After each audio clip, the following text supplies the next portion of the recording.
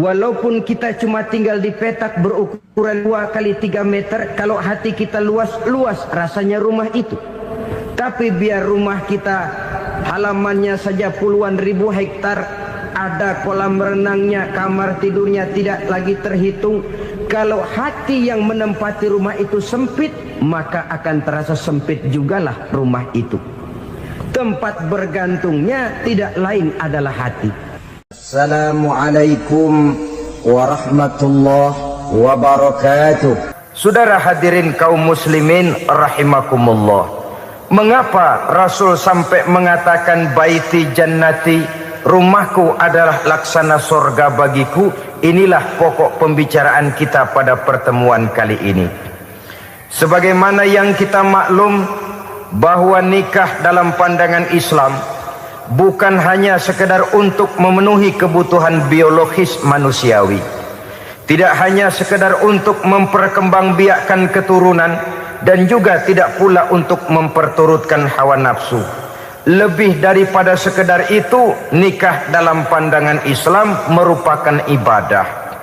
Oleh karena ibadah, maka seluruh tujuan ibadah, apakah dia bernama solat, apakah dia bernama puasa, zakat, sodako, haji dan lain sebagainya, seluruh daripada tujuan ibadah, target utamanya adalah mardhatillah atau keridhaan daripada Allah Subhanahu wa taala. Kalau nikah itu ibadah, maka sesungguhnya tujuan utama dari pelaksanaan suatu pernikahan tidak lain hanya untuk mencari keridhaan dari Allah Subhanahu wa taala. Bukankah kalau kita tanya tiap orang yang melakukan nikah, kenapa sih kamu nikah dengan dia? Jawabannya bisa macam-macam. Yang umum, karena saya cinta dia. Ada yang berkata, karena saya ingin mendapat ketenangan hidup. Ada yang bilang, karena saya ingin hidup teratur. Ada yang mengakui, karena saya ingin dapat keturunan dan lain sebagainya. Tetapi sesungguhnya menurut ajaran agama, kalau nikah merupakan ibadah, jawaban intinya ialah saya melakukan nikah untuk mencari keridhaan dari Allah Subhanahu wa taala. Ini konsekuensinya kalau nikah merupakan bagian daripada ibadah. Rumah tangga yang didirikan atas dasar mencari keridhaan Allah, maka akan diwarnai oleh nilai-nilai luhur daripada ajaran agama. Tanpa harta orang memang sulit untuk bahagia, tapi harta bukan jaminan orang lalu akan bahagia. Harta pada suatu saat akan berakhir, kecantikan akan berkurang, pangkat dan jabatan akan sampai kepada batasnya. Tetapi agama, keyakinan, nilai-nilai iman, itulah pegangan kita yang kekal dan abadi.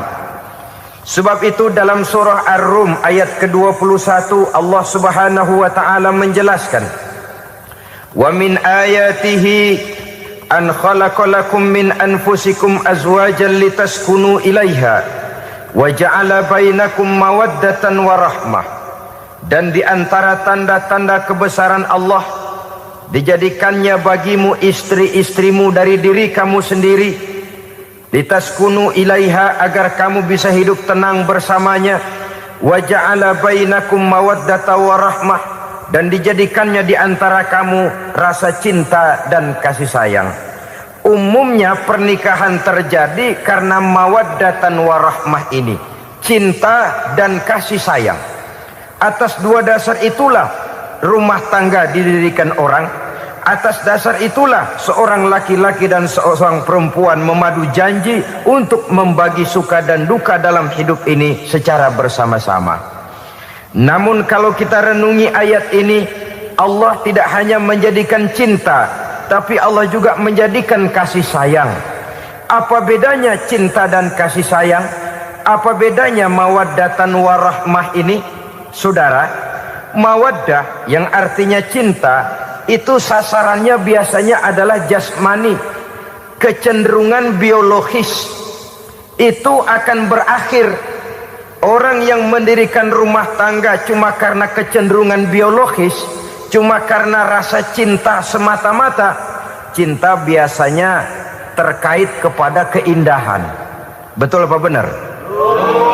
Biasanya orang mudah jatuh cinta kepada sesuatu yang punya nilai keindahan.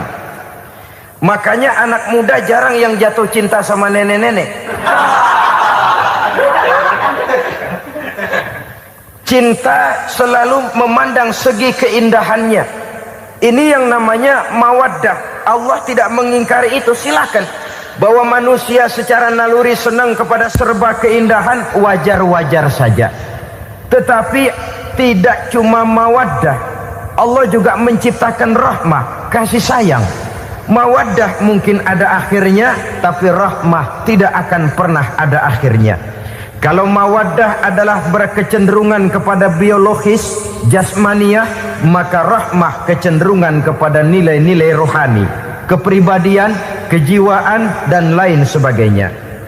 Dikala pernikahan di bawah umur 40 tahun, mungkin masih banyak mawaddahnya, rasa cintanya. Tapi 40 bahkan 50 tahun ke atas, rasanya orang berumah tangga kalau sudah 50 tahun ke atas itu lebih banyak kasih sayangnya ketimbang cinta-cintaannya.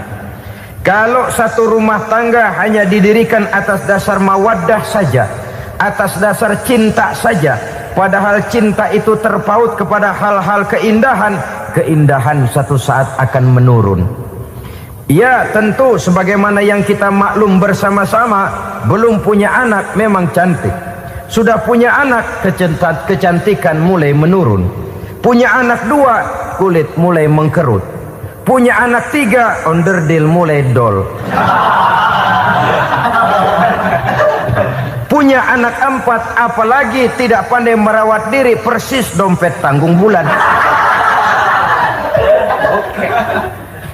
Kalau rumah tangga didasarkan kepada rupa yang cantik saja, cinta akan bisa berpindah, paling tidak akan berkurang nilainya. Sebab itu Allah tidak hanya menyediakan mawaddah, warahmah, dijadikannya di hatimu itu tidak cuma sekedar cinta, tapi juga kasih sayang. Nah, kasih sayang inilah apabila berakar dan berurat dari nilai-nilai keagamaan yang akan menopang jalinan rumah tangga bahagia, mengukuhkan usaha untuk mencapai mardhatillah atau keridhaan daripada Allah Subhanahu wa taala. Dengan demikian, berumah tangga bukan tujuan. Ini kalau kita lihat dari segi agama. Berumah tangga cuma alat untuk mencapai mardhatillah, keridhaan daripada Allah. Seorang suami yang pergi pagi pulang sore peras keringat banting tulang mencari nafkah untuk menghidupi keluarganya, kalau niatnya untuk mardhatillah, maka pergi usahanya adalah ibadah. Sementara si suami pergi berusaha, istri di rumah mendoakan suaminya, itu juga merupakan bagian daripada ibadah. Marilah kita biasakan membina satu rumah tangga untuk mencapai keridhaan daripada Allah Subhanahu wa taala. Ini motif dasarnya. Karena itu Rasul Anas bin Malik pernah bercerita, bertahun-tahun saya membantu di rumah tangga Rasul. Selama tahun-tahun yang panjang saya membantu di rumah tangga beliau itu, kata Anas bin Malik, belum pernah kok saya mendengar kata-kata kasar, keras, membentak-bentak. Belum pernah saya melihat ada piring terbang, sandal melayang, ada penggorengan nitir di atas. Belum pernah, padahal tahun-tahun yang panjang sudah saya lalui. Itu rumah tangga Rasul. Istrinya lebih dari satu, tapi tenang, ayem, adem. Walaupun gosip selalu ada. Ini loh ya, namanya hidup berumah tangga. Jangankan rumah tangga kita manusia biasa, rumah tangga Rasul pun tidak luput dari gosip yang kita kenal dengan hadisul ifki itu. Itu sampai tercatat dalam sejarah. Tetapi yang jelas, dengan istri yang lebih dari satu, rumah tangganya tenang, tentram, adem. Kita di rumah tangga istri satu, seminggu 7 hari, berantemnya 6 hari. Cuma 1 hari gencatan senjata. Saudara hadirin yang saya muliakan, Kalau tujuan rumah tangga adalah mardotillah, apa ciri dari suami istri yang menegakkan rumah tangga untuk mencapai ridho Allah itu? Pertama, sepasang suami istri yang membina rumah tangga semata-mata untuk mencapai keridhaan Allah, cirinya yang pertama, bersyukur apabila beroleh nikmat. Ini ciri yang pertama. Bersyukur kepada Allah. Kepada sesama berterima kasih. Suami berterima kasih kepada istri, bertahun-tahun didampingi hidupnya, dicucinya pakaiannya, dimasaknya makanannya. Tidak istri mengeluh walau hidup lebih banyak kurangnya daripada cukupnya. Suami pandai berterima kasih kepada istrinya. Sementara istri pun bisa berterima kasih kepada suaminya. Bertahun-tahun suami peras keringat, banting tulang mencari nafkah, menjadi palang dada terdepan apabila ada masalah-masalah yang besar. Kedua-duanya lalu punya timbangan.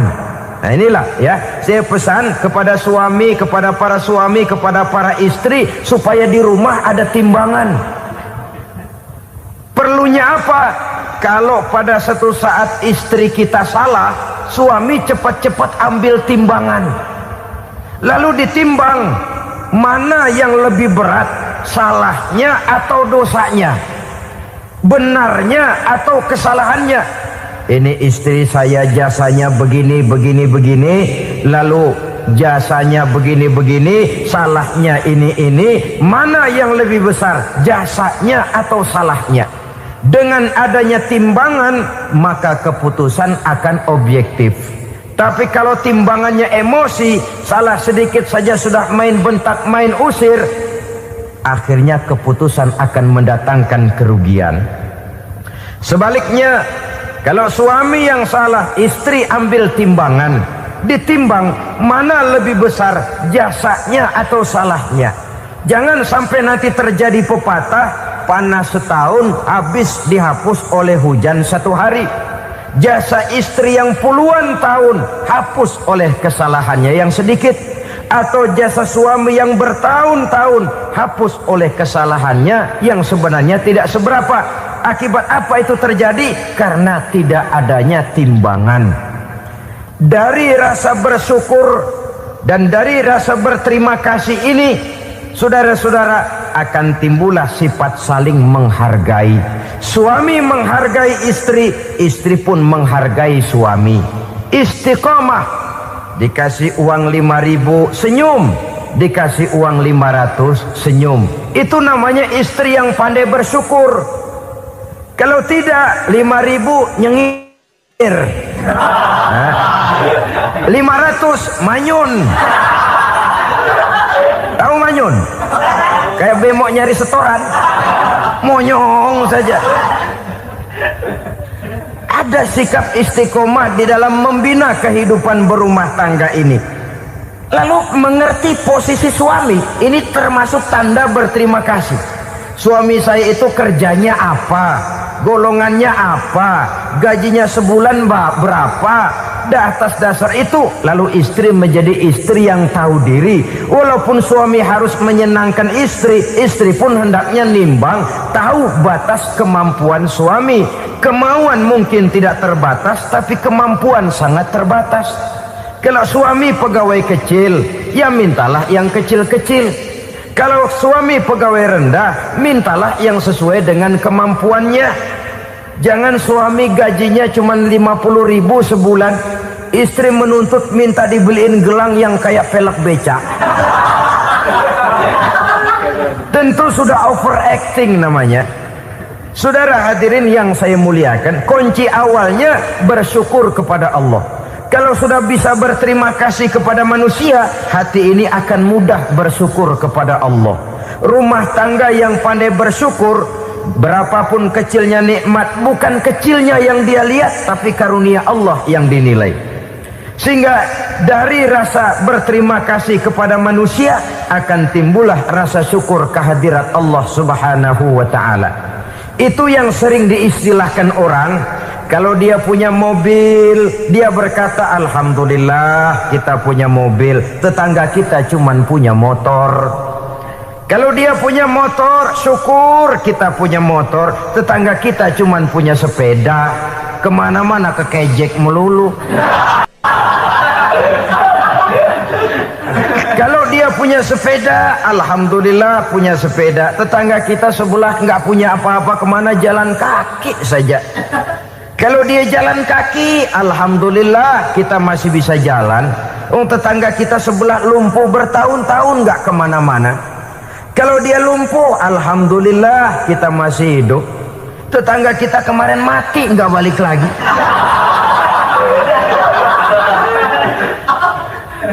Lalu akan timbul rasa syukur. Tapi kalau sudah lumpuh ngelihat yang bisa jalan ngelihat yang menaik sepeda, yang punya sepeda lihat yang punya motor lihat yang punya mobil lihat yang punya pesawat. Kapanlah kita ini pandai bersyukur?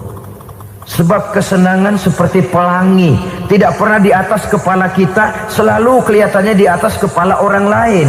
Sehingga kalau ngobrol orang sering bilang, lu sih enak lo gue lihat. Gue keblangsak amat nih ya. Setiap orang ngomong kepada kita begitu nadanya. Kita yang dilihat enak, sementara kita melihat orang lain enak. Tukang tahu melihat tukang tempe enak, tukang tempe melihat tukang tuak enak, tukang tuak bilang tukang sirsak enak. Enak itu seperti pelangi. Namun kalau kita mau merenungi, tidak pernah Allah berhenti memberikan nikmat kepada kita. Sejak kita bangun tidur sampai kita tidur kembali, bahkan tidur itu sendiri, seluruhnya tidak pernah putus dari nikmat Allah. Bahagia ada di gubuk reot, bahagia ada di rumah mewah, bahagia ada di hati kopral, bahagia ada di hati jenderal, di gunung dan di kota, di hutan belantara dan di desa, di keheningan malam atau di keramaian siang. Kalau kita mau mencari, bahagia selalu ada. Tapi hati yang tidak pandai bersyukur, bagaimanapun banyak kebahagiaan yang meliputi hidupnya, dia tidak akan pernah pandai mensyukurinya. Maka berterima kasihlah kepada istri, berterima kasihlah kepada suami, bersyukurlah kehadirat Allah Subhanahu wa ta'ala. Saya sering mengatakan, sebaliknya seorang suami bagaimanapun kondisi istrinya, kalau itu memang jodohnya, beranilah berkata, istriku adalah Romeoku, istriku adalah Julietku, atau istriku adalah Sri Kandiku. Biarin pengkor ya pengkor, gak ada urusan. Mensyukuri. Kalau tidak mensyukuri, yang timbul lalu sesalan. Kalau sudah sesalan, mudah umpat mengumpat, caci mencaci dalam rumah tangga, lalu terjadilah kegaduhan. Ketenangan sulit kalau sudah tidak ada unsur saling menghargai itu. Lebih celaka lagi kalau sudah mengarah kepada penyesalan. Kata istrinya, bang gue nyesel kawin sama lu. Suami digituin mungkin gede kepalanya. Kalau lu nyesel apalagi gua, makin nyesel. Iya, coba pikir bertahun-tahun kita berumah tangga, memangnya abang bisa beliin apa sama saya? Itu juga gerobok kalau nggak ngeredit bang. Kalau nggak ngeredit, memangnya kamu bayar kreditan pakai daun pisang? Saudara hadirin yang saya hormati, ini saya tekankan kepada ibu-ibu karena penyakit perempuan umumnya. Pernah Rasul itu pulang Isra Mi'raj cerita, saya pulang Isra Mi'raj diperlihatkan neraka. Neraka ya Rasul? Lalu bagaimana? Saya lihat kok isinya kebanyakan perempuan. Perempuan. Laki juga tidak sedikit. Cuma kebanyakan kok perempuan. Apa perempuan tidak sholat ya Rasul? Sholat. Tidak puasa? Puasa. Tidak ngaji? Rajinan dia sama suaminya. Tapi kenapa lebih banyak di sana? Rasul berkata, hunna yakfurnal asir. Penyakit umum dari perempuan tidak pandai berterima kasih kepada suaminya. Ini rupanya penyakit umum dari tahun atu. Saudara hadirin yang saya muliakan, jadi rumah tangga yang didirikan atas dasar mencapai ridho Allah, maka kelihatan dari pasangan suami istri menjadi orang yang pandai bersyukur terhadap nikmat. Bukankah dalam surah Ibrahim ayat 7 Allah berjanji, La in syakartum la azidannakum wa la in kafartum inna azabi lasyadid. Kalau kamu pandai bersyukur, aku tambah nikmatku. Kalau kamu ingkar, tidak mau bersyukur, azabku itu hebat dan pedih. Rumah tangga yang suami istrinya tidak bersyukur disiksa oleh perasaannya sendiri. Tetangganya dapat nikmat, dia yang meriang. Tetangganya dapat kesenangan, dia yang sakit hati. Dia tidak melihat nikmat yang diberikan kepadanya. Nikmat yang orang lain punya aja yang diincar. Nikmat orang lain aja dihitung-hitung. Tangga kita, si Ano baru habis beli yang sebelah belilir habis beli kukusan. Cuma sekedar kukusan saja.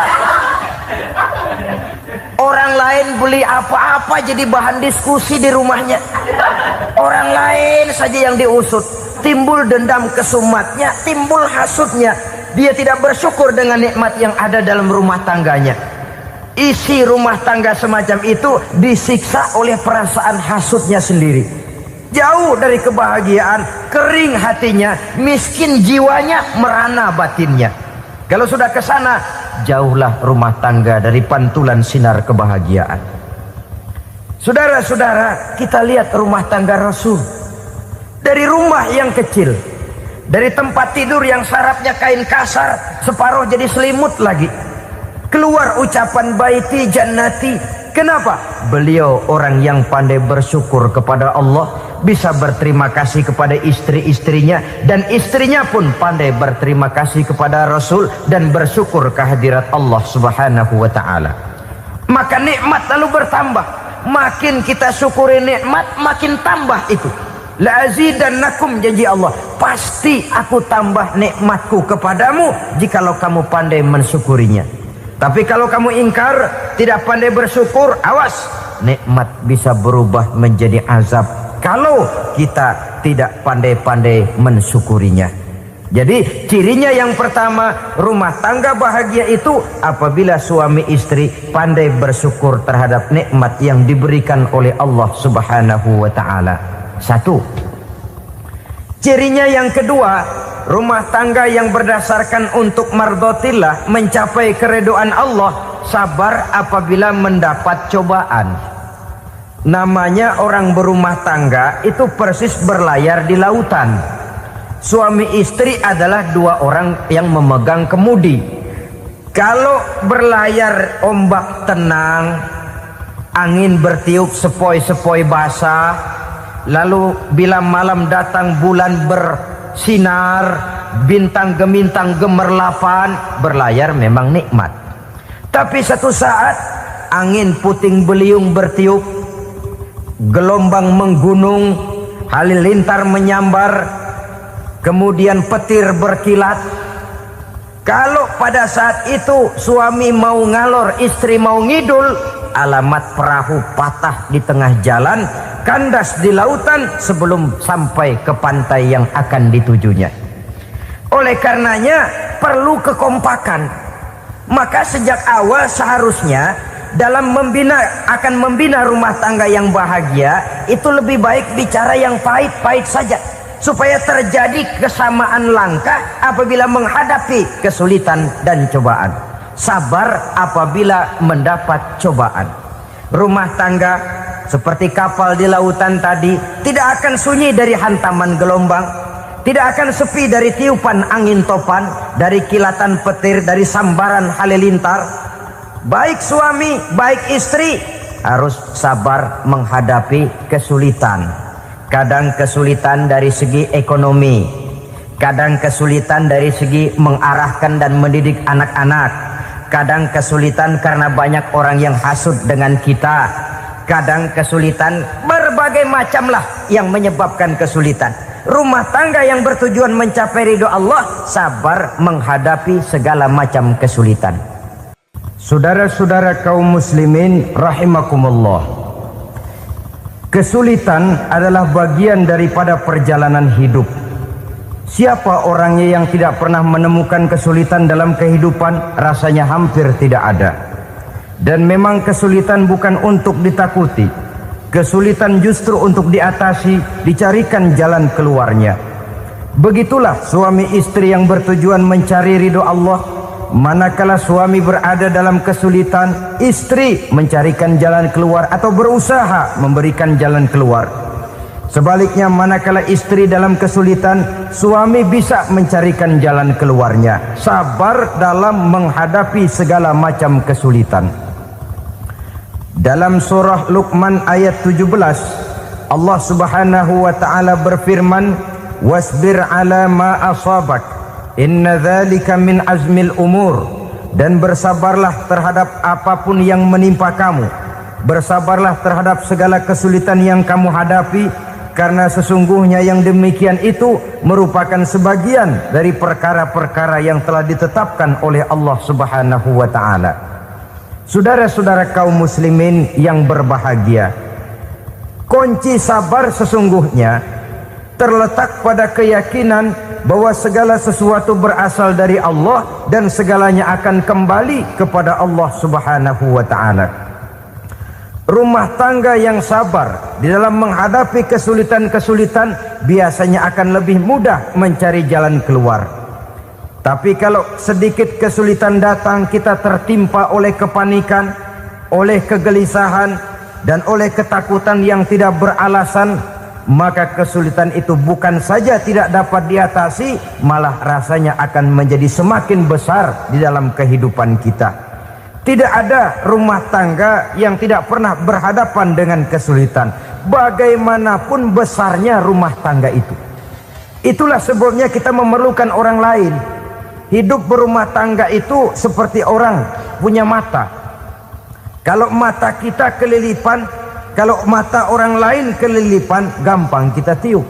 Tapi kalau mata kita sendiri yang kena kelilipan, tentu kita memerlukan orang lain untuk meniupnya. Oleh karenanya, suami istri harus saling mencarikan jalan keluarnya. Walaupun kerjanya berbeda, suaminya pergi mencari nafkah, istrinya berdoa di rumah. Kalau perlu melakukan sholat duha, mendoakan agar usaha suaminya dimudahkan, dan begitu selanjutnya.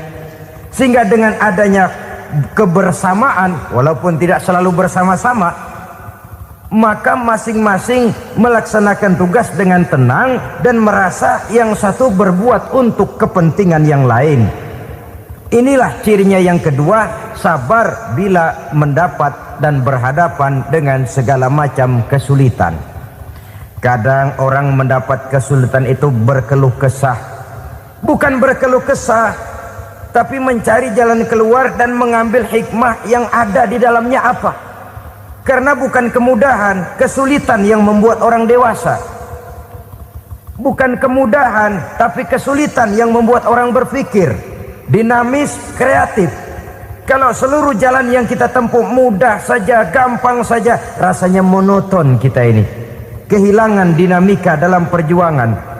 Kesulitan yang membuat orang matang, kesulitan yang menempa kepribadian untuk lebih dewasa menghadapi bahtera kehidupan, membuat pandangan makin arif, wawasan makin luas, dan analisa semakin tajam. Sama saja dalam hidup.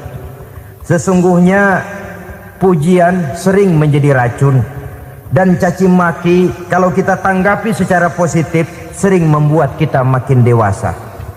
Jarang orang berpikir kalau dipuji, tapi baru dia merenung dan mencari diri setelah dicaci maki dan dikritik habis-habisan.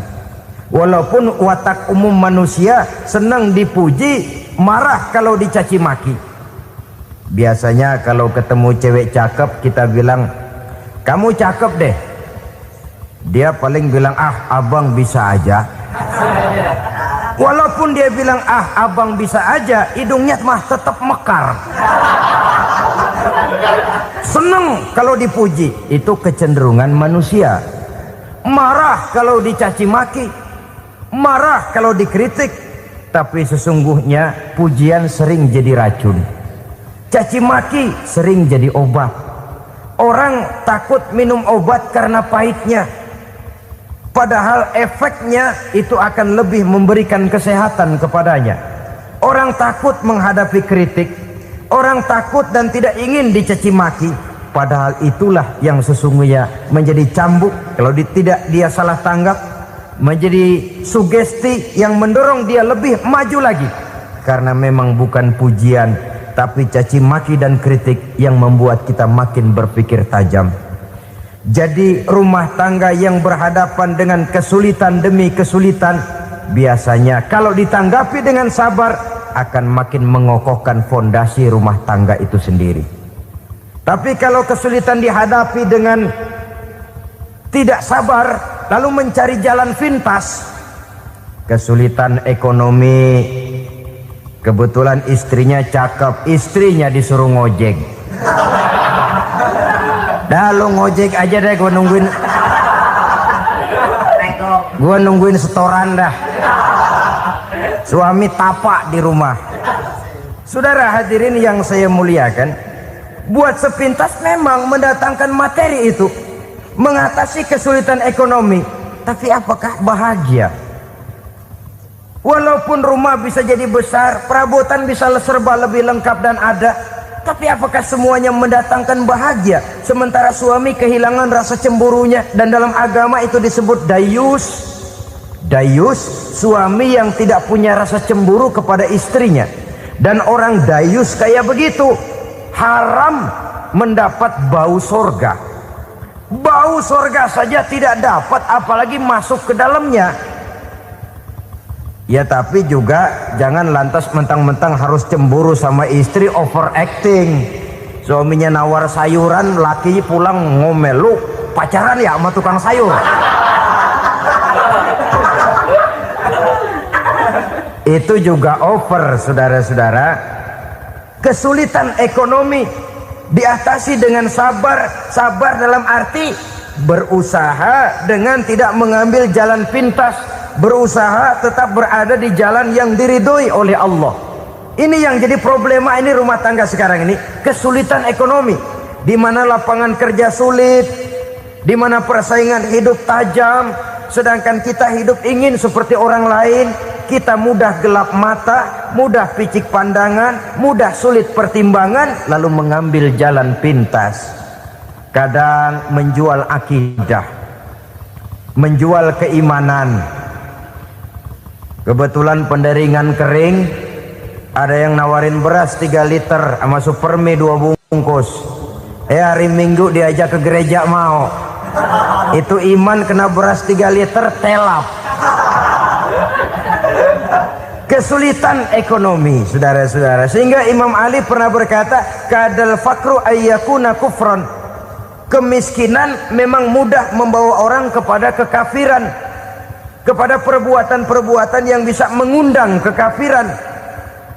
Oleh karena itu dalam tamsil lain beliau berkata, kalau ada ular dan ada kemiskinan, kemiskinan yang saya getok lebih dulu, kemiskinan yang saya bunuh lebih dahulu. Karena kemiskinan mudah membawa orang kepada kekufuran.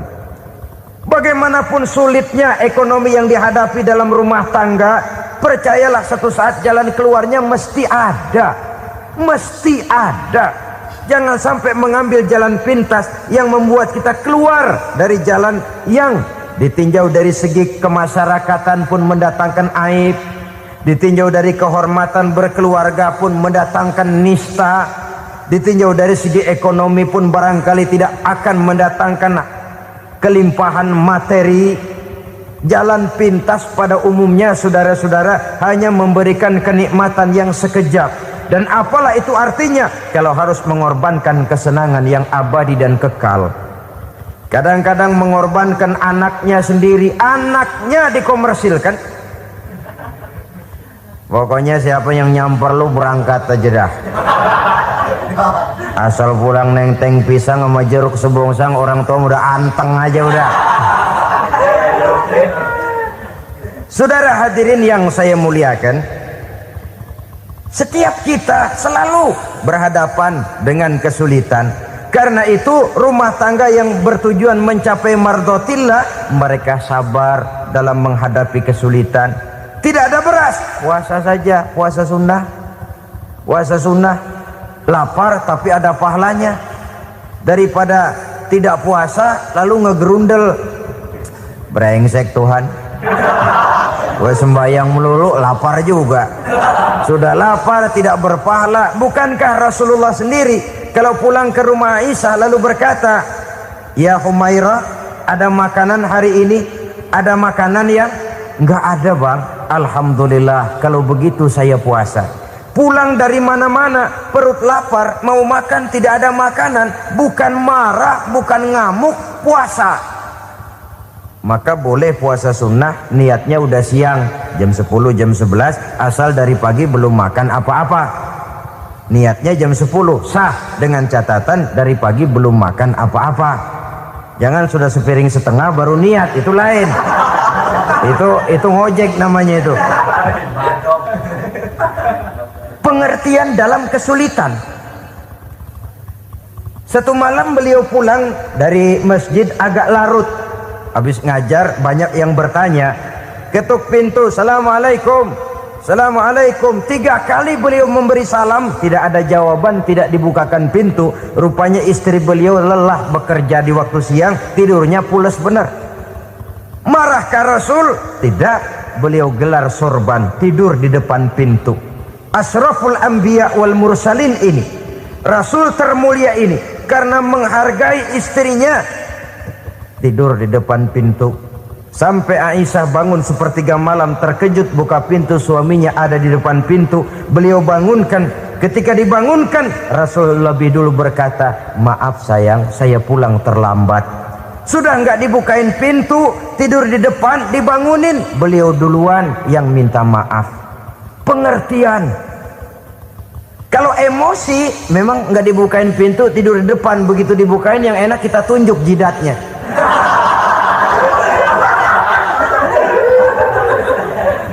Saudara hadirin yang saya muliakan, kesulitan di dalam kehidupan merupakan bagian daripada kehidupan. Bukan untuk ditakuti, tapi untuk diatasi. Bukan untuk dihindarkan, tapi dicarikan jalan keluarnya. Hadapilah kesulitan dengan baik sangka kepada Allah, dengan lapang dada, dan dengan tetap bersabar menghadapinya. Kenapa? Karena tujuan kita mendirikan rumah tangga, mencapai ridho Allah. Kalau anak kita perjualbelikan, kalau istri kita komersilkan, kalau akidah kita jual untuk mempertahankan rumah tangga, bukankah makin jauh saja rumah tangga itu dari ridho Allah? Ini tujuan utamanya. Yang ketiga, rumah tangga yang bertujuan mardotillah itu, suami istri yang merupakan fondasi di rumah tangga, suami sebagai pemimpin, istri sebagai pembina, selalu musyawarah dalam menyelesaikan persoalan. Walaupun istri ditakdirkan sebagai pemimpin dan suami sebagai pemimpin dan istri yang dipimpin, tapi agama menganjurkan musyawarah. Jangan mentang-mentang istri nyari duit, suami nyari duit, lalu menteleng. Segalanya mau diktator, segalanya mau sendiri. Rumah tangga yang bertujuan mencapai ridho Allah selalu didirikan atas dasar musyawarah. Sehingga apabila sesuatu itu dihasilkan dari suasana musyawarah, tidak akan melahirkan penyesalan di belakang hari. Kalau tidak, berjalan menurut seleranya masing-masing, belakangan timbul penyesalan, akhirnya main salah menyalahkan. Kalau sudah saling salah menyalahkan, itu artinya sudah saling mengungkit kekurangan masing-masing. Akibatnya tidak ada lagi saling menghargai. Jadi dengan demikian musyawarah di dalam menyelesaikan persoalan, menghadapi kesulitan ekonomi musyawarah, menghadapi kenakalan anak musyawarah, akan membeli ini dan itu sebaiknya juga musyawarah. Kalau merupakan hasil musyawarah, maka saudara-saudara hasilnya pun akan dihadapi oleh bersama. Enak rasakan bersama, tidak enak rasakan bersama. Kenapa? Tadinya musyawarahnya bersama-sama juga. Lah kalau hasil sendirian, giliran enak mungkin yang satu mau ikut, giliran tidak enak yang satu nuding, gua kata juga apa. Kan begitu akibatnya kalau tidak berdasarkan musyawarah lebih dahulu. Maka insya Allah hasil musyawarah ini setidaknya tidak akan mendatangkan sesalan di belakang hari nantinya. Saudara-saudara kaum muslimin rahimakumullah, ciri yang keempat, sepasang suami istri yang bertujuan mencapai ridho Allah dalam upaya mencapai rumah tangga bahagia itu tawakal apabila mempunyai rencana. Tawakal berserah diri kepada Allah, bukan berserah diri dalam artian mutlak yang mengarah kepada fatalism atau predestination. Kita sering mengartikan tawakal secara salah. Belum apa-apa sudah menyerahkan diri kepada Allah. Memang semuanya terjadi menurut maunya Allah dah. Gak usah ngapa-ngapain, bagaimana Tuhan aja dah. Lapar juga nggak usah makan, kalau takdirnya kenyang pan kenyang. Ya udah lapar terus kita. Makan dulu, perkara nanti kenyang apa tidak itu baru tawakal. Kalau sakit ke dokter, soal sembuh atau tidak baru tawakal. Artinya usaha itu ada. Setelah suami berusaha, istri berusaha, selebihnya tawakal. Apa perlunya tawakal? Apabila berhasil tidak lupa daratan, apabila berhasil tidak lupa diri, apabila gagal tidak putus asa. Sehingga dengan demikian dari tawakal ini lahirlah pondasi yang kokoh membina rumah tangga yang bahagia dalam upaya mencapai keridhaan daripada Allah Subhanahu wa taala. Apapun yang kita laksanakan di rumah tangga, tujuan intinya tetap untuk mencapai keridhaan Allah. Beli kendaraan untuk mencapai ridho Allah, lalu dipakai ngaji, dipakai ke masjid dan sebagainya. Beli peralatan rumah tangga untuk mencapai ridho Allah. Mendidik anak untuk mencapai ridho Allah. Membantu keluarga untuk mencapai ridho Allah. Dan begitu selanjutnya. Tawakal apabila mempunyai rencana. Kemudian cirinya yang kelima, suami istri yang bertujuan mencapai ridho Allah selalu mempererat silaturahmi. Sebab seperti sudah saya sampaikan pada pertemuan terdahulu, dalam berumah tangga itu ada orang tua, ada mertua. Itu cuma perbedaan istilah, tapi hakikatnya adalah sama. Jangan karena perbedaan istilah lalu menyebabkan kita berbeda sikap. Kalau sudah berbeda sikap, tentu akan melahirkan perasaan yang tidak simpatik. Sebaiknya suami istri kalau sudah berumah tangga, jadikanlah orang tua tempat cerita yang enak saja. Yang tidak enak telan berdua, yang pahit rasakan berdua, kesusahan dan kesulitan atasi berdua. Giliran enak ngomong sama orang tua, giliran senang cerita sama mertua. Sekarang kan kita balik, kalau lagi senang duitnya banyak, anteng di rumah, kalem aja.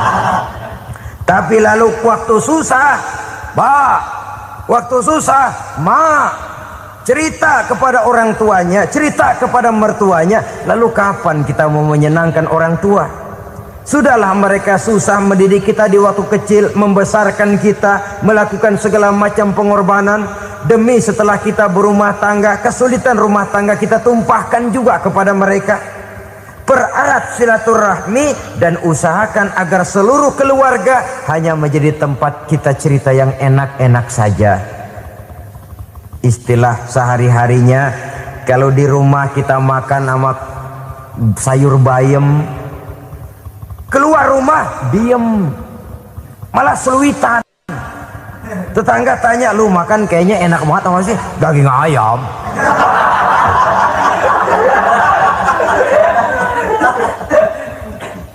Lalu tetangga kan akan berbisik, itu makannya tuh orang enak bener ya, rumah tangganya tiap hari makan sama daging ayam. Biarlah paling kurang itu jadi doa, daripada kita makan sama kangkung lalu ribut ngomel di mana-mana. Gua kesel banget sama bini gua. Di warung ceritanya lagi. Kenapa? Saban sari gue direbusin kangkung mulu. Brengsek.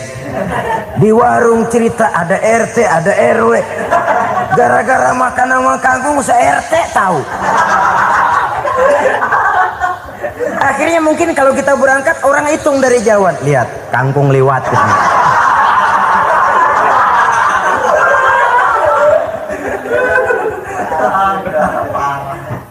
Bisa menjaga yang disebut security informasi, rahasia rumah tangga. Bahkan pernah saya berikan contoh karena ingin menghargai. Suami beliin kain batik buat istrinya. Istri tahu begitu sepintas, nih kain jelek nih. Tapi karena mau menyenangkan suaminya, dia bohong. Bagaimana Bu kain yang Bapak beliin? Aduh bagus bener Pak, bagus sekali itu kain. Warnanya Pak emang yang model begitu tuh. Tetangga kita mana ada yang pakai kain begitu Pak? Ya emang nggak ada, jelek. Menghargai. Sebab kalau waktu itu si istri jujur, yang timbul sakit hati suami. Bagaimana Bu kain yang saya beliin? Goblok lo. Kain begitu dibeliin di pasar juga banyak 1.400, campur odol lagi. Sudahlah, suami punya niat baik, sampai rumah digoblok-goblokin, tidak ada lagi rasa saling menghargainya. Begitu pentingnya mempererat silaturahmi ini, sampai Nabi berpesan, isnani la yanzurullahu ilaihima yaumal qiyamah qati'ur rahim wa jarus su'. Ada dua golongan manusia yang di akhirat nanti tidak akan dilihat oleh Allah, tidak akan diopeni oleh Allah, didiemin aja. Siapa mereka? Pertama, orang yang suka memutuskan silaturahmi. Yang kedua, tetangga yang jahat dengan tetangganya. Dua golongan manusia ini, pemutus silaturahmi, kemudian juga tetangga yang jahat dengan tetangganya, ini tidak akan dipandang oleh Allah di hari akhirat nanti. Jadi pererat silaturahmi, sebab kita ini zon politikan, makhluk yang bermasyarakat, yang tidak bisa hidup sendirian. Setiap kita memerlukan orang lain. Kita disebut kaya karena ada yang miskin, kita disebut alim karena ada yang awam, kita disebut berkuasa karena ada rakyat jelata. Tanpa rakyat tidak ada penguasa, tanpa yang miskin tidak ada orang kaya. Kalau tidak ada yang jelek, siapa yang bilang cakep? Karena ngimbangi. Saudara hadirin, atas dasar ini mestinya kita selalu bersyukur dalam segala posisi, tidak lalu salah terima kepada karunia yang diberikan Allah kepada kita. Saudara hadirin yang saya hormati, pererat silaturahmi, jadikan orang-orang tua kita tempat kita cerita yang enak-enak saja. Yang tidak enak, telan sendiri, usahakan sendiri, carikan jalan keluarnya sendiri.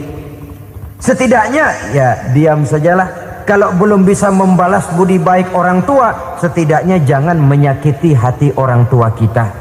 Sudah lelah dan payah dia mengasuh kita, membesarkan kita, merawat kita, demi setelah kita berumah tangga, seluruh kesulitan kita bawa lagi kepadanya. Karena itu buat para istri juga ini perhatian.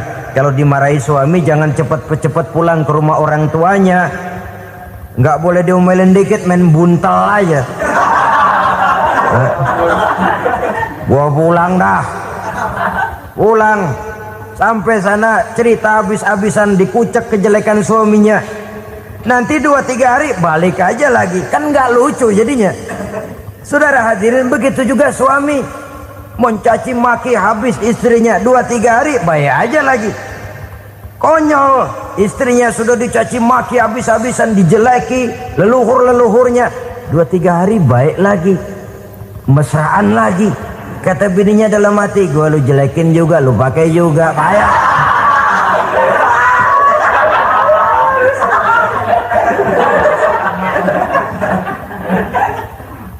Saudara hadirin yang saya muliakan, itulah sebabnya pada awal tadi saya katakan perlunya kita mempunyai timbangan baik sebagai suami maupun sebagai istri. Nah, dari mempererat silaturahmi ini akan terjalin rasa kekeluargaan. Maka tradisi arisan keluarga itu bagus sesungguhnya untuk mempererat silaturahmi. Cuma celakanya bukan silaturahmi yang jadi tujuan, arisannya itu yang jadi tujuan. Akibatnya apa? Kalau belum narik mah semangat banget datang dah. Begitu udah narik aja udahan. Itu celakanya. Akhirnya silaturahminya jadi nomor 2, arisan semata-mata yang menjadi tujuan. Sesungguhnya itu bagus untuk mempererat silaturahmi. Karena kalau kita dengan kita sesama saudara sudah tidak saling mau mengenal, bagaimana dengan anak-anak kita? Bagaimana dengan cucu-cucu kita? 2-3 generasi yang akan datang tentu akan lebih saling tidak mengenal lagi. Baiklah ya, yang keenam, suami istri yang bertujuan untuk mencapai keridhaan Allah itu selalu berusaha tolong menolong di dalam kebajikan. Sebab Allah pesankan itu di dalam Al-Maidah ayat 6, wa ta'awanu 'alal birri wat taqwa wa la ta'awanu 'alal itsmi wal 'udwan.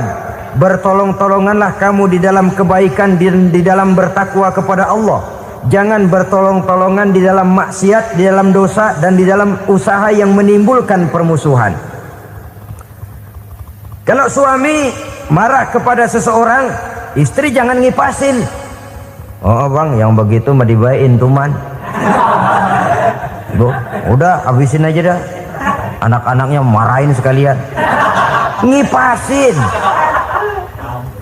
Istri kesel sama tetangganya, suami ngipasin. Emang tuh tetangga kita, hahu. Habis orang dikipasin. Ta'awanu 'alal birri wat taqwa, bertolong-tolonganlah di dalam kebaikan. Istri malas ngaji, suami mendorong, memberikan sugesti. Suami malas berusaha, istri memberikan sugesti. Saling tolong menolong di dalam kebaikan dan takwa, dan jangan tolong menolong dalam dosa dan permusuhan. Kata suami, Bu, daripada kita melarat terus hidup, kita piara tuyul yuk. Kata istrinya, nah ini sudah menyimpang bang. Bersabarlah, bagaimanapun insya Allah kita tidak akan mati kelaparan. Piara tuyul itu nanti jadi pindah akidah, merusak iman, berteman dengan setan. Apalah artinya kekayaan dan kesenangan sebentar kalau harus mengorbankan kekayaan dan kesenangan yang abadi. Ini sudah alal ismi wal udwan, sesuatu yang mengandung dosa. Saudara hadirin yang saya hormati, kemudian yang keenam, berbaik sangka. Baik suami maupun istri sama-sama saling berbaik sangka. Suami melepas istri, istri melepas suami dengan hati yang ikhlas. Suami meninggalkan istri di rumah dengan jiwa yang bersih dan rasa yang aman. Ada rasa baik sangka, dan ini modal dasar. Kalau sudah dilandasi oleh buruk sangka, tentu yang lahir nanti adalah perasaan-perasaan yang tidak baik. Akibatnya sangat tidak menguntungkan. Inilah beberapa ciri dari rumah tangga yang didirikan atas dasar mardhatillah, mencapai keridhaan dari Allah. Nanti akan menyusul tujuan berikutnya, diantaranya mendapat keturunan, diantaranya lagi mendatangkan gairah untuk lebih berusaha mencari rezeki karena sudah merasa punya tanggung jawab berupa anak dan istri. Mempererat silaturahmi itu cuma tujuan-tujuan sekundernya saja. Tujuan primernya kita melakukan suatu nikah untuk mencapai keridhaan dari Allah Subhanahu wa taala. Silakan punya istri cantik, kaya, tapi tujuan utamanya kita membina rumah tangga untuk mencapai ridho dari Allah. Karena itu dasarnya mawaddatan warahmah. Jangan cuma cinta, tapi juga kasih sayang. Cinta, kecenderungan kepada jasmani akan berakhir, tapi kasih sayang, kecenderungan kepada rohani, makin tua malah makin erat, makin tua malah makin mesra. Sehingga kadang kita menampak kakek-kakek dan nenek-nenek lagunya kayak pengantin baru. Apa cinta-cintaan? Tidak. Bagaimana kakek-kakek sama nenek-nenek harus bilang I love you? Yang masih ada itu waktu itu mawaddah, kasih dan sayang. Itu yang akan kekal, itu yang akan abadi. Tanpa materi orang sulit untuk bahagia, tapi materi semata bukan jaminan orang untuk bahagia. Nah, ciri yang terakhir dari rumah tangga yang bertujuan mencapai ridho Allah, sinar agama kelihatan di dalamnya.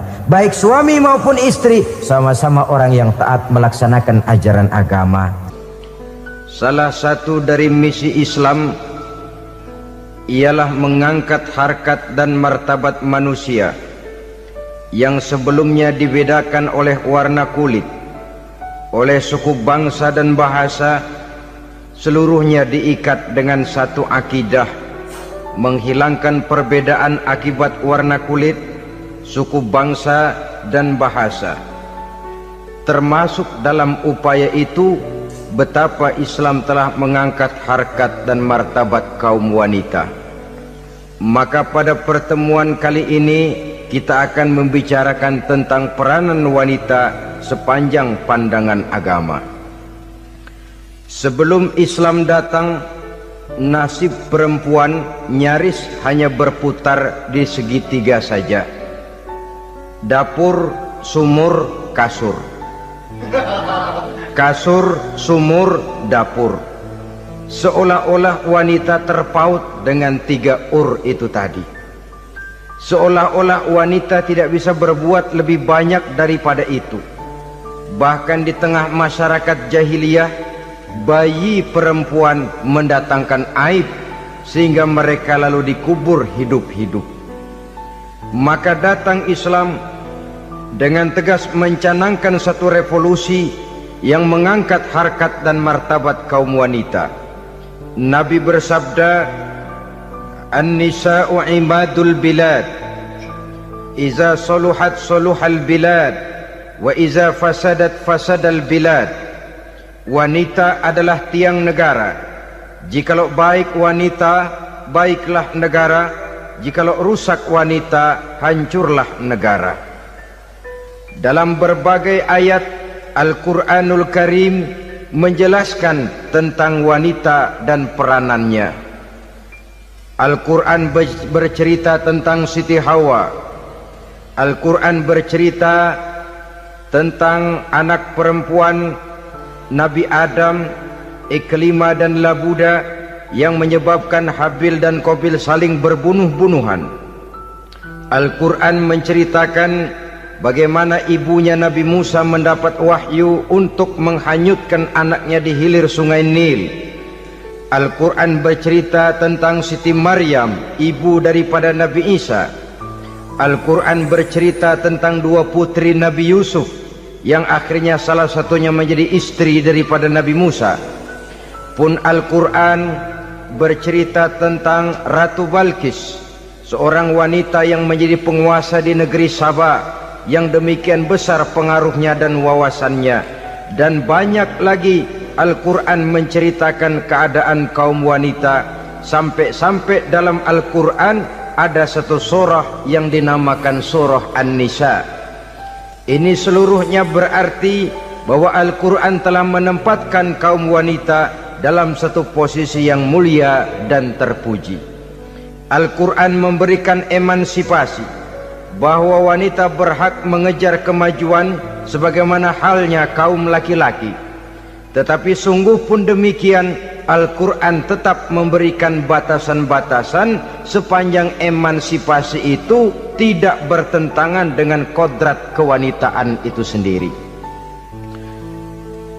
Kalau persamaan dan kemajuan, kalau emansipasi dan hak asasi sudah tidak sesuai lagi dengan kodrat kewanitaan, pada akhirnya bukan mengangkat harkat dan martabat kaum wanita, justru malah merendahkan derajat dan martabat kaum wanita itu sendiri.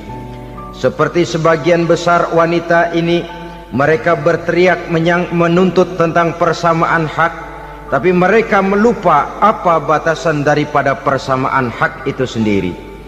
Sesungguhnya Islam dengan segala konsepsinya yang mengangkat martabat kaum wanita itu memberikan keleluasaan kepada kaum wanita untuk maju bersama laki-laki sepanjang tidak menginjak-injak kodrat kewanitaan itu sendiri.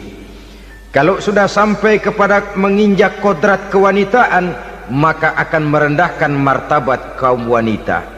Sebab apa? Secara fisik dan psikis, agaknya memang laki-laki sudah ditakdirkan oleh Allah untuk menjadi pembimbing bagi kaum wanita. Walaupun tidak tertutup kemungkinan wanita tampil sebagai pemimpin, tetapi dari segi fisik biologis misalnya, laki-laki itu diciptakan kekar, kuat untuk memikul dan melaksanakan tugas-tugas yang berat. Sedangkan perempuan pada umumnya adalah lembut, ayu, lemot, denok, geboy, dan lain sebagainya. Maka kalau kita baca sejarah, Allah itu belum pernah mengutus rasul perempuan. Semua rasul laki-laki. Sebab apa? Secara fisik biologis tugas kerasulan lebih dimungkinkan oleh seorang laki-laki. Tugas rasul itu berat. Kadang-kadang perang, dicaci maki, berhadapan dengan ujung tombak, ujung pedang dan lain sebagainya.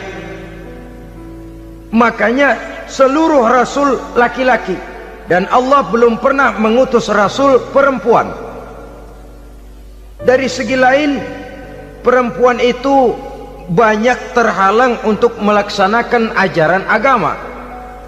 Misalnya 1 minggu dalam sebulan perempuan itu terkena cuti khusus, mengalami masa menstruasi, tidak sholat, tidak puasa, tidak melaksanakan ajaran agama yang tidak dibolehkan pada saat menstruasi itu.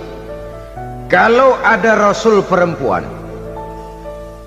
lalu saat malaikat akan menyampaikan wahyu, kebetulan rasulnya sedang wah, itu bisa balik lagi malaikat Jibril ke langit itu. Mau turun nyampein wahyu, balik lagi ke atas, ditegur, kenapa balik lagi Jibril? Rasulnya lagi head.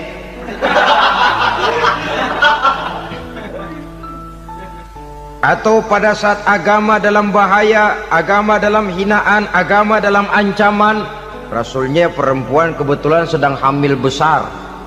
Apa lalu perang ditunda? Pengumuman perang ditunda saja sampai rasul melahirkan. Tentu lebih tidak mungkin lagi. Secara fisik biologis laki-laki lebih memungkinkan untuk melaksanakan tugas kerasulan ini. Maka seluruh rasul yang diutus Allah adalah laki-laki.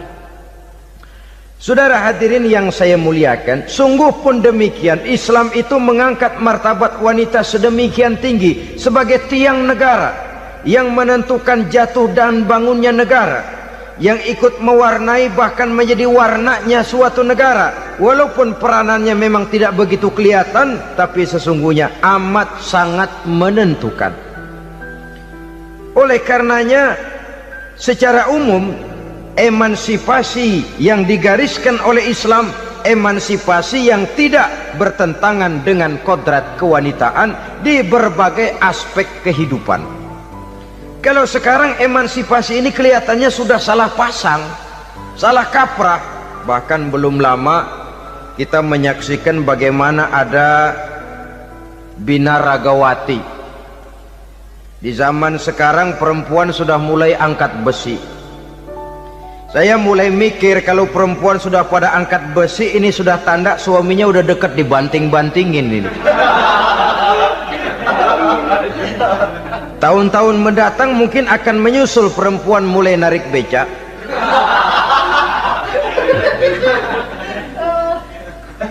Nampaknya kan sudah tidak lagi mengindahkan kodratnya sebagai wanita. Ada olahraga yang hanya pantas dikerjakan oleh laki-laki.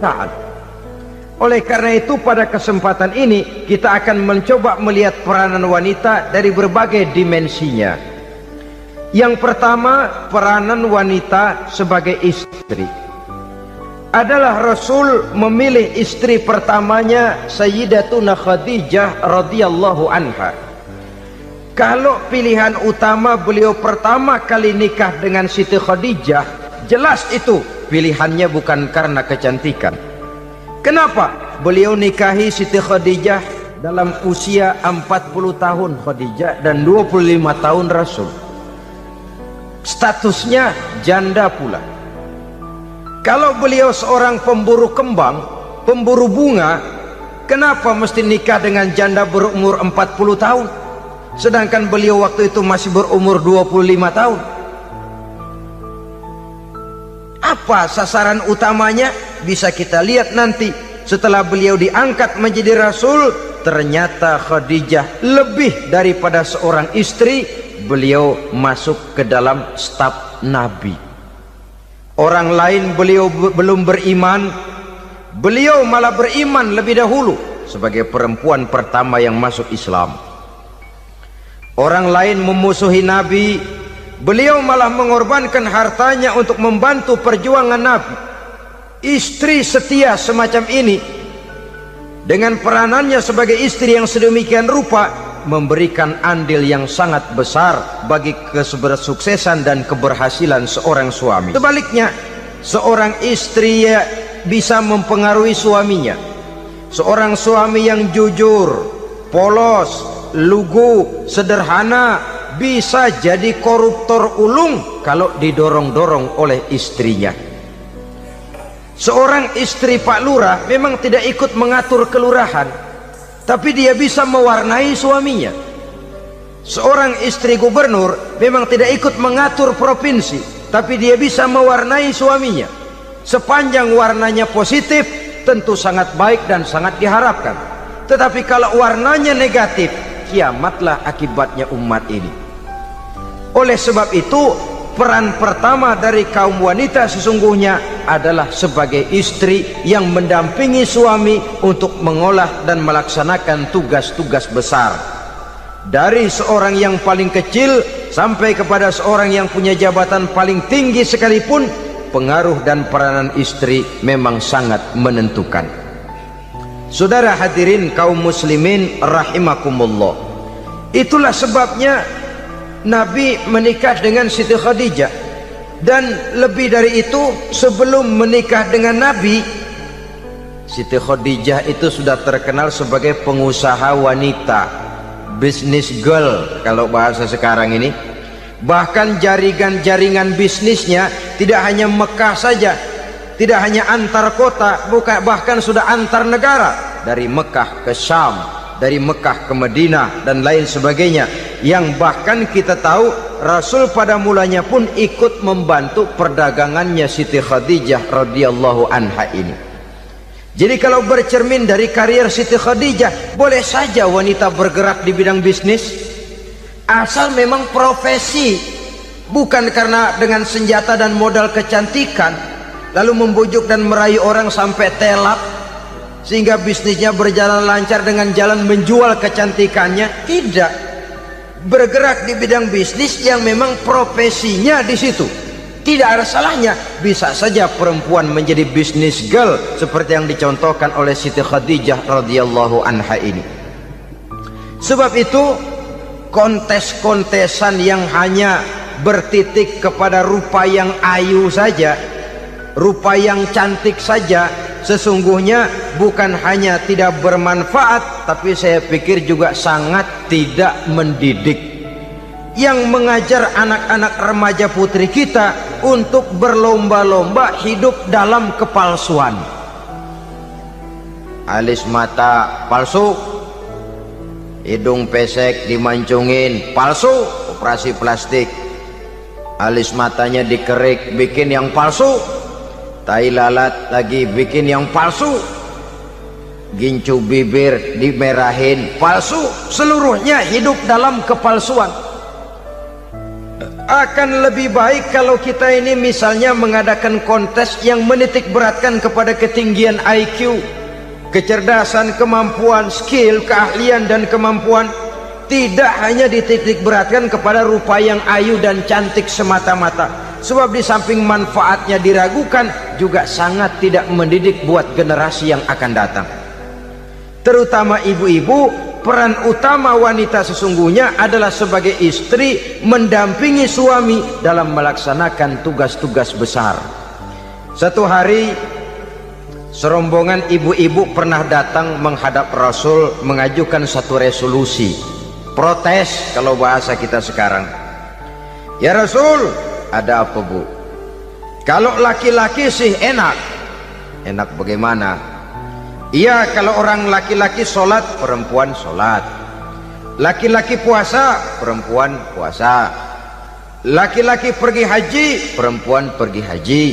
Laki-laki menuntut ilmu, perempuan bisa menuntut ilmu. Tapi kalau laki-laki pergi jihad, perang membela agama, kami perempuan tidak bisa ikut jihad perang di medan pertempuran. Padahal pahala jihad sangat besar dan kami ingin mendapat pahala jihad. Tidak adil kalau begini ya Rasul, izinkan kami pergi jihad. Ini perempuan di zaman Rasul, kalau ada kebaikan tidak bisa ikut, rasanya rugi bukan main, lalu protes. Apa jawab Rasul? Beliau senyum, ibu-ibu jangan khawatir, walaupun ibu-ibu tidak maju ke medan perang, ada ibadah yang pahalanya sama dengan pahala jihad itu. Apa ya Rasul? Beliau menjawab, jihadukunna fi baitikunna. Jihadnya ibu-ibu, jihadnya kaum wanita adalah di rumah tangganya sebagai istri. Memasak makanan suaminya, mencuci pakaian istrinya, mengasuh, merawat dan membesarkan anak-anaknya, itu seluruhnya bagian daripada ibadah yang pahalanya tidak kurang dengan pahala jihad. Kenapa? Al-Quran itu memberikan sesuatu sesuai dengan kedudukannya. Kalau perempuan pergi perang jihad membela agama, musuhnya laki semua, kayak apa perangnya? Itu musuhnya bisa nggak mau pakai pedang, perangnya udah gulat aja udah. Sehingga Rasul lalu memberikan satu jalan keluar yang membuat wanita-wanita itu lega. Jihadukunna fi baitikunna. Ibu-ibu sih tidak usah khawatir, jihad ibu adalah di rumah tangga ibu-ibu semua. Sejak bangun tidur sampai tidur kembali, nyaris kaum ibu itu 24 jam pekerjaannya. Sebagai istri, dia melaksanakan jihad di rumah tangganya. Peranan wanita yang pertama adalah sebagai istri, yang walaupun tidak kelihatan dan menonjol seperti halnya laki-laki, tapi sangat mewarnai, bahkan menjadi warna dari tugas apapun yang dihadapi oleh suaminya. Dulu ada seorang orator, kalau pidato hebat bukan main. Kalau dia bernada gembira, semua orang senyum. Kalau dia bercerita tentang sesuatu yang sedih, satu masjid orang nangis. Orang tanya kepadanya, Pak, bisa pidato begitu hebat, siapa yang bikin? Ya saya sendiri. Istrinya dari belakang bilang, tidak, yang bikin pidatonya hebat saya. Kata suaminya, mana bisa, saya, kata istrinya. Kalau saudara tidak percaya, tunggu Jumat depan, dia khutbah Jumat, saya akan bikin khutbahnya tidak hebat, kata istrinya. Sudah hari Rebo, siap-siap mau bikin konsep khutbah, baru mau nulis, datang istrinya, Bang, tolong pegangin anak, saya mau ke warung. Mau bikin konsep lagi, kata istrinya, Bang, tolong ini, tolong itu, tolong ini. Sampai mau berangkat khutbah Jumat, khutbah belum selesai dibikin. Begitu naik mimbar, kehabisan bahan. Sudah 10 menit masih ama ba'du. Ini yang dengar heran, ini orang kok bicaranya bisa cuma amat sama badu saja. Di situ kelihatan saudara-saudara betapa peran serta istri yang walaupun tidak kelihatan oleh pandangan mata yang zahir, tapi teramat sangat menentukan. Sekali lagi, tidak ada seorang suami bisa sukses jadi apapun dia tanpa peran serta istrinya di rumah. Tidak ada kemajuan yang bisa diperoleh kalau tidak karena peran serta istrinya di rumah. Tidak ada kesuksesan yang bisa diraih tanpa keikutsertaan daripada istrinya di rumah. Walaupun suaminya yang dikenal orang, suaminya yang dipuji orang, suaminya yang disanjung orang, bagian besar tetaplah saham dan andil daripada istrinya yang di rumah itu. Ini makna an-nisa imadul bilad. Wanita adalah tiang negara. Jikalau baik wanita, baik negara. Jikalau rusak wanita, hancur negara. Karena wanita, negeri Sabah menjadi terkenal tentram, aman, wawasan politiknya luas. Seorang semacam Cleopatra bisa menaklukkan Julius Caesar. Dan begitu selanjutnya. Banyak cerita-cerita betapa wanita yang berperan di belakang layar ini bahkan bisa menggoyangkan negara. Bahkan yang paling dekat saja contoh dengan kita, Senator Gary Hart. Saudara masih dengar tentu itu, betapa harus terpaksa mengundurkan diri dari pencalonan presiden Amerika karena kasusnya dengan Donna Rice itu, dengan hostess itu. Betapa di sini seorang perempuan atau seorang wanita sanggup membongkar seseorang yang punya masa depan ceria untuk menuju kursi kepresidenan dari suatu negara adidaya seperti Amerika, bisa gagal berantakan karena skandalnya itu. Apa penyebabnya? Wanita. Tapi wanita juga bisa menyebabkan menjadi cambuk majunya laki-laki. Wanita juga bisa menghancurkan dan mengubur laki-laki. Saudara hadirin yang saya muliakan, ia memang kelihatannya makhluk yang lemah, tapi di balik kelemahannya itu sesungguhnya dia bisa menelan laki-laki yang bagaimanapun besarnya. Saudara-saudara kaum muslimin rahimakumullah, terutama ibu-ibu yang saya hormati, jadi peranan yang pertama wanita sebagai seorang istri. Yang kedua, wanita sebagai ibu. Ini juga sangat besar pengaruhnya dalam membentuk generasi masa yang akan datang. Bapak, oleh karena kesibukan tugasnya tentu lebih banyak di luar rumah. Yang nyaris 24 jam di rumah itu ibu. Bagaimana dia merawat anaknya, bagaimana dia menaruh perhatian terhadap anaknya, bagaimana ia melimpahkan kasih sayang kepada anak-anaknya, akan membentuk kepribadian anak dan artinya membentuk generasi yang akan datang. Kalau seorang ibu sudah cuek-cuek saja kepada anaknya, padahal Quran mengatakan al-jannatu tahta aqdamil ummahat, surga di bawah telapak kaki ibu. Hadis ini bisa kita artikan macam-macam. Pertama, anak tidak akan mendapat kebahagiaan tanpa ridho daripada ibunya. Kedua, ibu adalah wanita agung yang harus ditaati. Ketiga, neraka atau surga anak bergantung kepada ibu, bagaimana dia mewarnai anak. Kalau ibunya cuek-cuek saja sama anaknya, dan sering jadi contoh klasik, kalau anak ayamnya beduk maghrib belum pulang, satu RT dicariin, hansip diundang, kalau perlu dan ramil dilaporin. Tapi kalau anak gadisnya jam 12 tengah malam belum pulang, ibu tenang saja Pak. Tidak tergerak dan tidak tertarik hatinya. Ya tentu tidak semua. Kalau sudah begitu, bukankah hakikatnya ibu sudah menciptakan neraka buat anaknya sendiri? Khalil Gibran dalam satu tamsil yang indah pernah mengatakan, kalau kita diberikan sebutir mutiara, sebutir intan, dan intan itu sebutirnya sebesar telur ayam, benda yang sangat langka dan berharga, tentu kita sayang intan atau mutiara itu.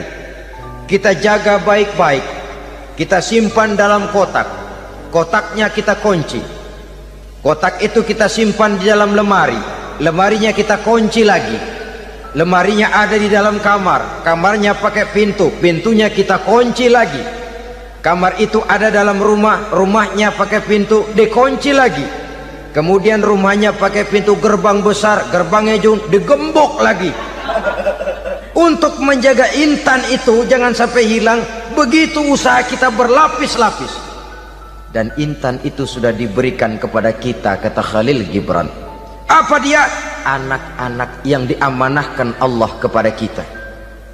Itu intan-intan mahal, itu mutiara-mutiara pilihan yang dititipkan dan diamanahkan untuk kita jaga sebaik-baiknya.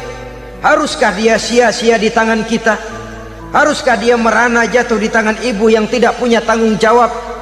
Saudara hadirin yang saya muliakan, oleh karenanya peranan sebagai ibu ini sangat menentukan bagi pembentukan generasi yang akan datang. Salah ibu mengarahkan anak, akan lahir generasi mendatang yang tidak kita harapkan. Sehingga Nabi bersabda, kullu mauludin yuladu 'alal fitrah fa abawaihi yuhawwidanihi aw yunassiranihi aw yumajjisanihi. Setiap bayi dilahirkan dalam keadaan suci, setiap bayi dilahirkan dalam keadaan bersih, tidak punya dosa. Islam tidak mengenal dosa warisan. Semua saja bayi lahir dalam keadaan suci dan bersih. Kalau demikian lalu bagaimana? Kata Nabi, ibu bapaknya lah yang kelak akan menjadikan anak itu sebagai Yahudi, yang kelak menjadikan itu anak itu sebagai Nasrani, atau menjadikan anak itu sebagai Majusi. Ibu bapaknya yang mewarnai anak. Ibaratnya anak itu kertas putih, mau ditulis tinta hijau warnanya hijau, mau ditulis tinta merah warnanya merah, mau ditulis tinta hitam pun warnanya hitam. Oleh karena itu pembentukan anak yang soleh secara mental sesungguhnya sudah diwarnai oleh kebiasaan ibu bapak dalam pergaulan di rumah tangganya secara mental.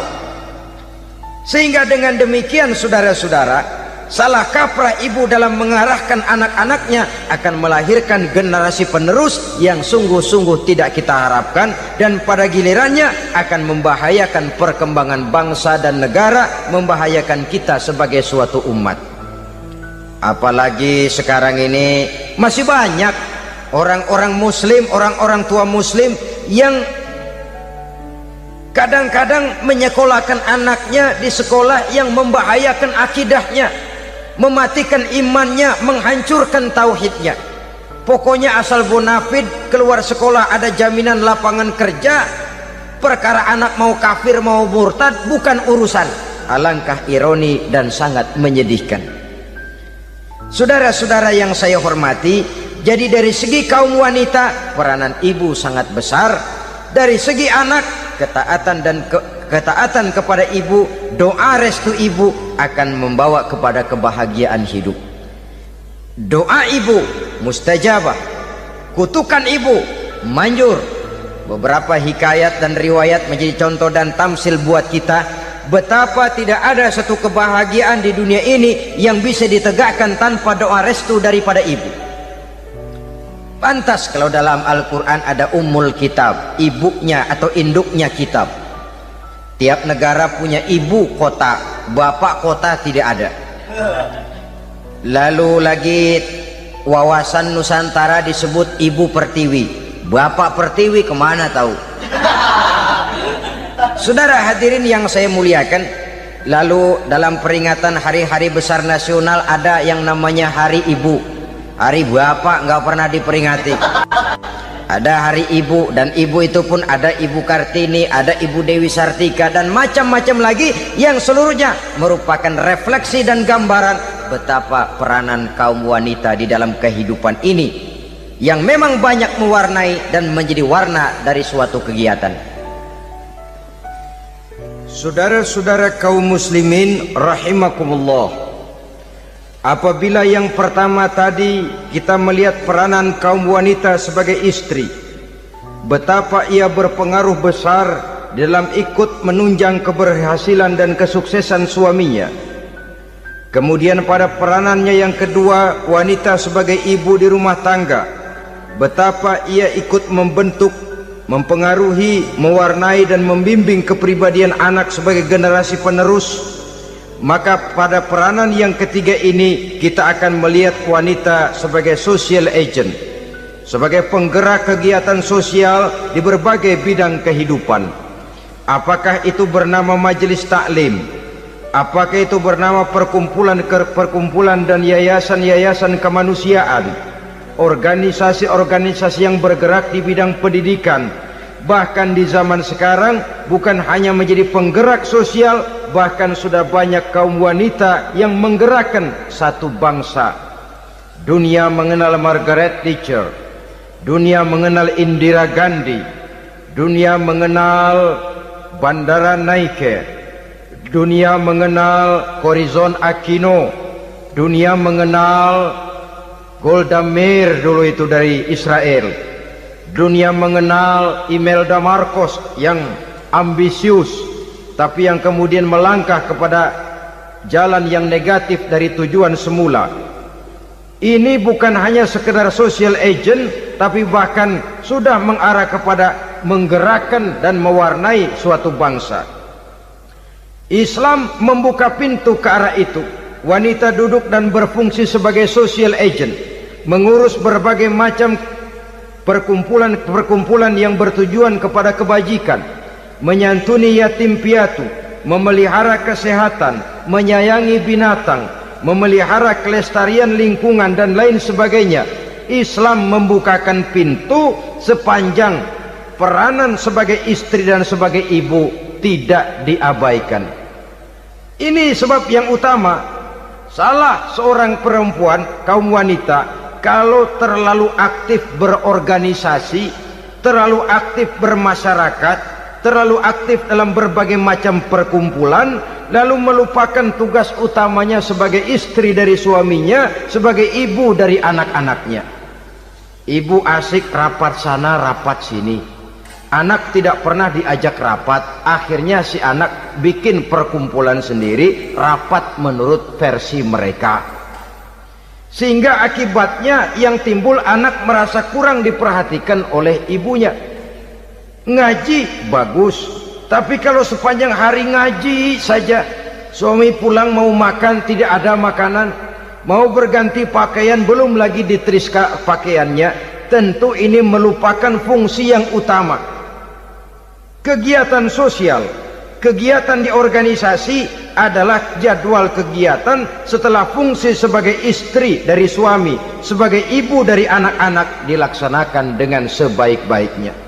Bukan tidak baik ngaji, kalau dari ngaji ke ngaji saja, bangun tidur ngaji, jam 7 ngaji, berangkat jam 11, sholat zuhur berangkat ngaji lagi, pulang sore, malam ngaji lagi. Suami tidak terurus, anak-anak pun terbengkalai, rusaklah rumah tangga. Dan bukankah satu bangsa terdiri dari satu tatanan masyarakat, dan tatanan masyarakat yang paling kecil bernama keluarga. Keluarga merupakan unit dari masyarakat, unit yang terkecil, dan keluarga terdiri dari pribadi-pribadi yang merupakan bapak, ibu, dan anak-anak. Sehingga masyarakat bangsa yang baik terdiri dari masyarakat yang baik, masyarakat yang baik tersusun dari keluarga-keluarga yang baik, dan keluarga yang baik akan muncul dari pribadi dan individu yang baik. Pribadi dan individu yang baik yang sadar mana kewajiban yang primer, mana kewajiban yang sekunder. Sebagai social agent, dia lalu mawas diri dengan tetap mempertimbangkan kodrat kewanitaannya itu tadi. Saya ikut prihatin kalau ada perempuan main sepak bola, dan saya yakin betul kalau perempuan main sepak bola yang nonton pasti bukan nonton bola. Ya mungkin bola juga, tapi bola yang mana itu wallahu a'lam. Ya dicari olahraga yang sesuai dengan kodrat kewanitaan begitu. Dicarilah olahraga yang sesuai dengan kodrat kewanitaan. Sepak bola sudah maju, ya belakangan saya katakan tadi muncul lagi wanita angkat besi. Belakangan bisa kita bayangkan wanita main tinju. Babak belur sudah kalau sudah begitu. Kemajuan dengan melupakan kodrat kewanitaan akan menyengsarakan kaum wanita itu sendiri. Silahkan maju menjadi social agent, menjadi penggerak di masyarakat. Para istri Rasul bisa kita jadikan satu figur. Siti Khadijah, figur sebagai istri pendamping yang setia. Dikala suaminya bingung, ia tampil memberikan pandangan. Dikala suaminya bingung, ia memberikan tanggapan. Dikala suaminya dimusuhi orang, ia menampakkan kesetiaannya. Kau tidak sendiri bang, aku di sisimu. Dikala jiwanya gelisah ketika pertama kali menerima wahyu berhadapan dengan malaikat Jibril, Khadijah yang menghibur. Kalla ma yukhzikallahu abada. Tidak apa-apa bang, Allah tidak akan menyusahkan kau untuk selamanya. Tenang sajalah, tenang. Abang orang baik-baik, Allah tidak akan menyengsarakan abang. Peran sebagai istri. Dan Rasul mantap, sehingga bertahun setelah Khadijah wafat selalu terkenang dan dikenang oleh Rasul. Pernah satu saat beliau itu seperti orang melamun. Aisyah tanya, kok seperti ngelamun bang? Iya kata Rasul, saya seperti mendengar suara terompahnya Khadijah di surga. Padahal Khadijah sudah lama wafat. Aisyah mendengar itu rada sedikit manyun. Kata Aisyah, bang cukup sekali ini saja, jangan sebut-sebut lagi nama itu ya. Cemburu rupanya. Ya soal cemburu sih nggak bini Nabi, nggak bini kita, namanya cemburu. Perempuan mesti ada. Apa jawab Rasul? Ya Humairah, Aisyah, haruskah saya melupakan seseorang yang dikala orang lain memusuhi saya, dia mati-matian membela saya. Dikala orang lain mau membunuh saya, dikorbankan hartanya untuk membantu perjuangan saya. Mestikah saya melupakan orang yang begitu baik? Tidak, Aisyah. Sepanjang nafas masih ada, sepanjang itu saya tidak akan bisa melupakan Khadijah, sayang. Peran sebagai istri Khadijah ini, peran sebagai istri, suaminya bingung, istrinya memberikan hiburan. Kadang kan tidak, suami bingung, istri bingungan lagi. Ya sudah, mari ramai-ramai kita bingung sudah. Bukan mencari jalan keluar, yang sudah bingung malah ditambahin bingung lagi. Saudara hadirin yang saya hormati, lalu figur Siti Aisyah, muda, cantik, kreatif, cerdas. Kalau bahasa sekarang barangkali wanita karier ini.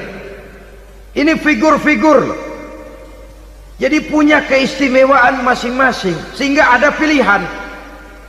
Ya tentu orang mencari istri itu kan karena ada dasar pilihan.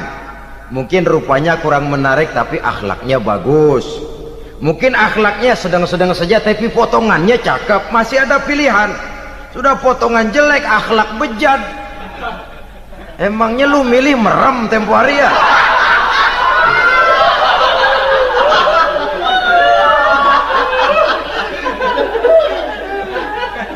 Sudah nggak ada pilihan apa-apa. Lalu ada istri yang punya keistimewaan karena sifatnya yang sabar, ada yang wataknya itu pemurah, ada yang sifatnya itu belas kasih. Pendeknya, dari istri-istri Rasul kita bisa menemukan figur-figur wanita teladan.